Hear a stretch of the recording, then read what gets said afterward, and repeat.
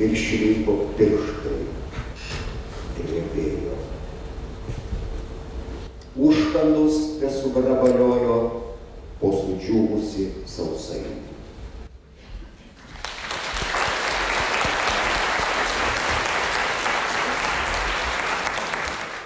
Keturios vienodos knygos, man pasidarė sarmata, panašios, ką aš. Levas Tolstojus, kad tokios knygas rašyti, kas jas sugebės skaityti. Bet taip pat žinau, kad liežuvis niešti ir ranka niešti, kad vis tiek norėsiu. Tai pasitarėm su leidykla, su Alma Litera ir pagalvojom, kad leisim testinį leidinį. Ką tai reiškia testinį? A kada turi medžiagos, tada ir ją duodi. Neturi, tai sėdi ir grauži juodą duoną. Maždaug toks sąsiuvinys vidutinio žurnalo didumo kartą į 2 mėnesius, kada susikaupia medžiagos. Man pasirodė gerai ir sugalvojau pavadinimą gerą. Algimantas Čekuolis kronikos. Apie viską. Apie plaukų slinkimą ir revoliuciją Egipte. Kas kriterijus koks? Kas yra įdomu? Bet kas yra įdomu? Ne taip, ten pagytis kilnoja kojas, tai jau senai niekam neįdomu. Įdomu tas, kas svarbu. Įdomu žinot, kodėl jos taip kilnoja kojas. Kol sveikata yra, tol aš su jumis bendrausiu. Kodėl? Klausia, kodėl 3 dieną iš eilės pasirašinėjai nuo ryto ankstyvo iki pat vakaro ir nenuvargsti, ir nenukrinti. Norėčiau, kad kiekvienas iš jūsų pabūtumėt mano padėtyje. Tai yra pasakiška, laiminga padėtis. Aš iš kiekvieno jūsų po 5 gramus kokios energijos nusiimu. Bet tik štikau, čia ne teorija kokia nors. Į akis pasižiūrim, ranką paliečia, jeigu tai panelė. Šitą, jeigu vyras per petį, man irgi taip pat ir ypač panelė smoga į akis žiūrėti. Nu, bet taigi už tai pakeičiau šiandien žmoną pasodinau greta, kad nebūtų kartais įtarimų ir pagundų. Justinui. Kotynai ir Justinui. Ką čia pažįstami veidai gavo? Ai, žinote. Saugau, kad palas nenubės. Čekuolis neskaitė Biblijos, jis ją parašė. Egzistuoja 2 tiesos, viena Čekuolio, kita neteisinga. Čekuolis gimė savo paties rankomis pastatytoje trobelėje.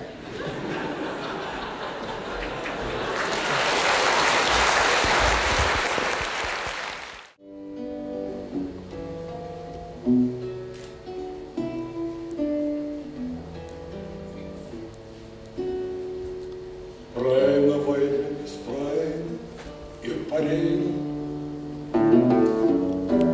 Kaip traukiniai, kaip moterys mylėtos. Kaip šito amžiaus pergalės ir klaidos. Kaip lapai ieškantis ant žemės savo vietos. Šiųmetės knygų mugės smagiųjų renginių pretekstas yra nauja Sigito Parulskio knyga, kuri vadinasi Prieš mirtį norisi švelnaus. Labai stiprus darosi tas savo amžiaus reflektavimas. Aš atsimenu, kai mes buvom jauni, cituodavom tuo metu išėjusią Gėdos knygą, kur buvo eilutės, kas lieka iš moters pasaulio skylėje.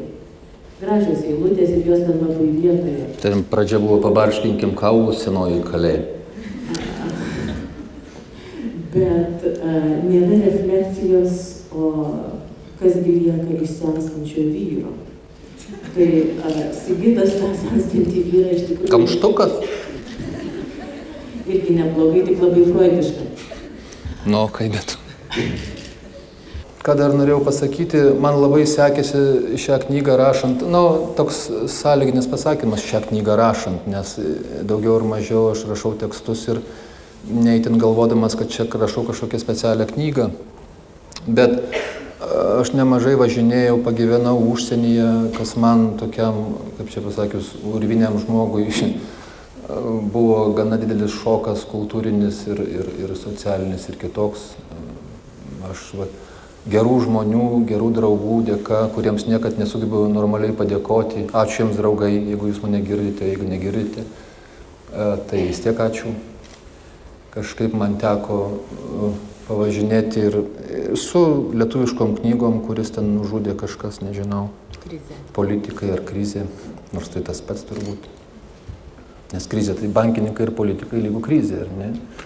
Mes žmonės juk nieko dėti. Kai sniegas už lango vilni, to paukščiai dainuos. O ką man čia parašyti? Kai niekas tavęs netikės, tave patyčios užduotukas.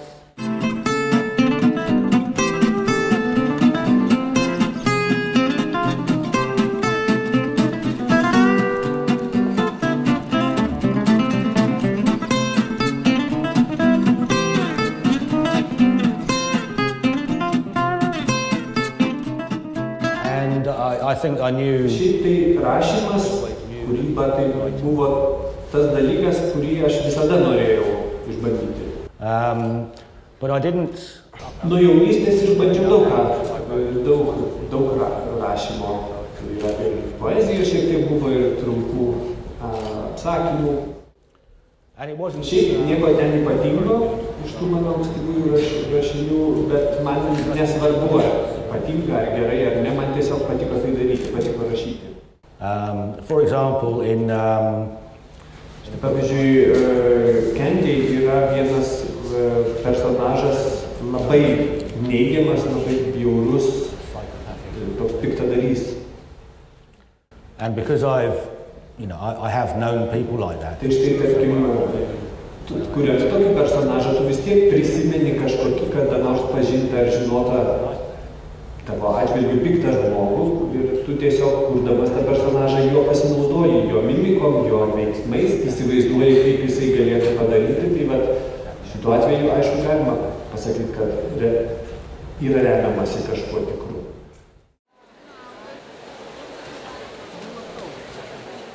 Šviesos leidykla pristato savo naują knygą Vaiko sveikatos enciklopedija. Taigi mūsų užduotis buvo pateikti visuomeniai, ypač jaunoms šeimoms, tėveliams, knygą skirtą vaiko sveikatai, ugdymui, raidai, sveikatinimui. Mums pavyko sudaryti labai kompetentingą, sakyčiau, ir profesionalų autorių kolektyvą.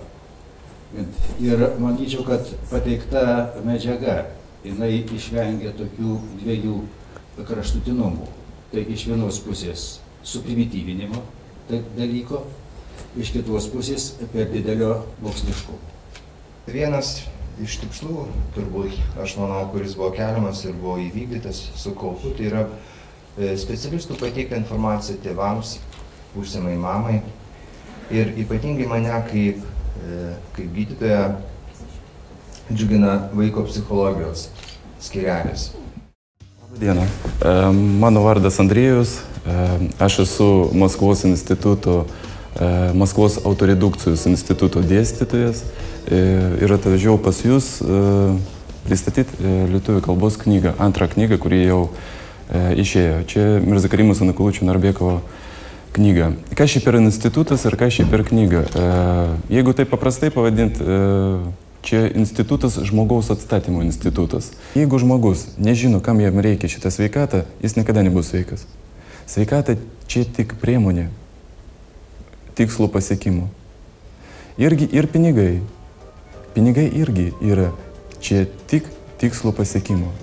Todėl, kad jeigu žmogus reikia atsistatyti savo sveikatą arba uždirbti daugiau pinigų, jam reikia žinoti, kam jam šitą reikia.